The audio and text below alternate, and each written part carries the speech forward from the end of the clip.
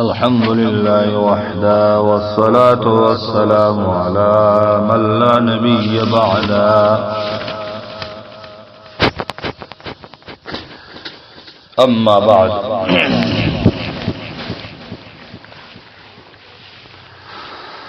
طلب كسب الحلال فريضة بعد الفريضة.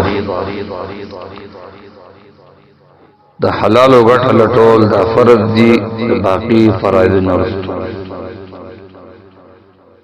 مقصد دا حدیث داره حلال غټ حاصلول د منځ روزي او دارنګ فرضي صدقه چې زکات ورته وي، دا غین رستو دا انسان باندې فرض او لازم دي.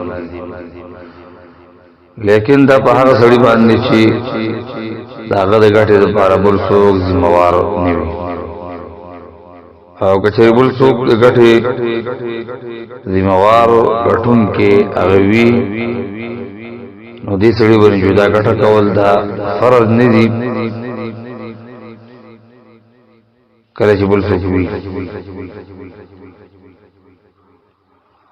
او چې کله بل څوک نه، نو د لپاره حلال غټه کول دا به فرض دي.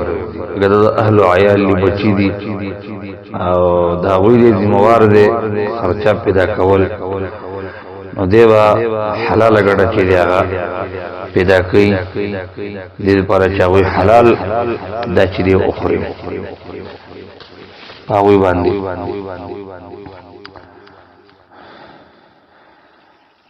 طلب دری تحقیق مکه حدیث ذکر شو، طلب العلم فریضه علی کل مسلم. او کسب چې دی دا مصدر دی کسبون، دا ضربه باب نا کسبا یکسبو، قرآن کې دا استعمال شوی دی. تلک امت قد خلت لها ما کسبت لکم ما کسبتم، او یکسبون دا قرآن کې راغلی. او دینا الکسبتو الکسبتو په معنا د ګډي سره راځي. او یو دینا ابو کاسب دا زمری ته ویل کېږي، دا یو کنیت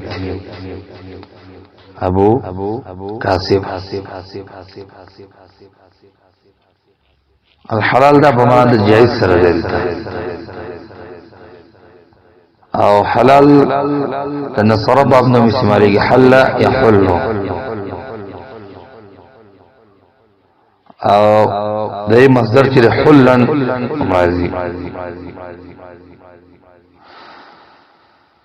او دینه په معنا پرانسل سره مرادي ده. نورم درې ډېر معنی چې راغلي قران کریم کې حلال لفظ ډېر معنی چې ذکر دي. نو باب ضربن راشي دغه مساجر حلن حللا حلولا نبي حلول لك اثر وشيغن الوصل درې معنا کوزیدل او قسمعنا راشي د مصدر بیا حللا راځي، او به معنی پخپا یا بغړه کې سوال راتل. پر حال دا ماده دریو بابونه استعمال شیده، دو نصرونم استعمال شیده، ضربنم استعمال شیده، و سمع بابنم استعمال شیده.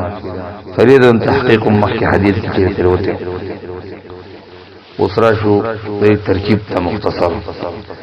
طلب مضاف، کسب مضاف الیه مضاف، الحلال مضاف الیه، کسب مضاف صد مضاف الیه نا دا بیا مضاف الیه جو بعد طلب مضاف، مضاف صد مضاف الیه نا دا مبتدا. فریضتنا